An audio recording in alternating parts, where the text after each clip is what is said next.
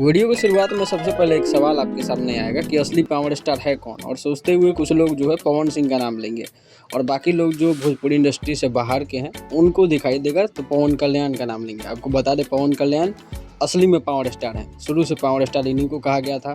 अभी इन्होंने हाल फिलहाल में जो है जापानीज मार्शल आर्ट में थिप 10 यानी कि 5 लेवल ऊपर 30 साल से ज़्यादा की ट्रेनिंग के बाद इन्होंने ये महारत हासिल की है और कुछ गिने चुने लोगों में इनका नाम आ गया है। वहीं पवन सिंह की बात करें तो पवन सिंह को भी पावर स्टार कहा जाता है और भोजपुरी में इनके एक्शन के लिए लोग इनके लिए सड़कों पे लगातार लाइन लगा करके इंतजार करते हैं मिलने के लिए। और ये उन खास गिने चुने लोगों में आते हैं जो इतनी ज़्यादा लाखों की भीड़ को संभालने का कुव्वत रखते हैं, क्योंकि काफ़ी सारे लोगों को इतनी ज़्यादा भीड़ मिलती भी नहीं है। वहीं अभी आजकल इनका कुछ फ़ोटोज़ वायरल हो रहा है, चाहे बीजेपी के नेता शाहनवाज हुसैन की बात करें, चाहे रवि किशन की बात करें, चाहे किसी का भी फोटो आप लोग देख लो, लगातार पवन सिंह को ट्रोल किया जा रहा है।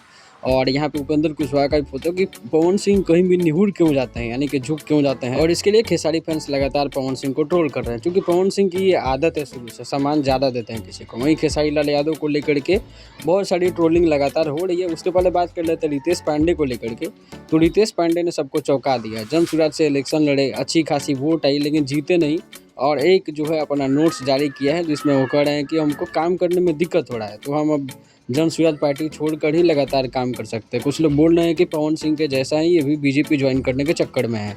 वहीं खेसारी लाल यादव का फोटोज वायरल हो रहा है भीमराव अंबेडकर जी को माल्यार्पण करते हुए। ये महाराष्ट्र में चुनाव हो रहे हैं नगर पालिका के, उसमें ये पहुंचे थे कांग्रेस के उम्मीदवार के प्रचार में। बाकी आज के सवाल का जो जवाब था आप कमेंट बॉक्स में जरूर देना कि कौन है असली पावर स्टार।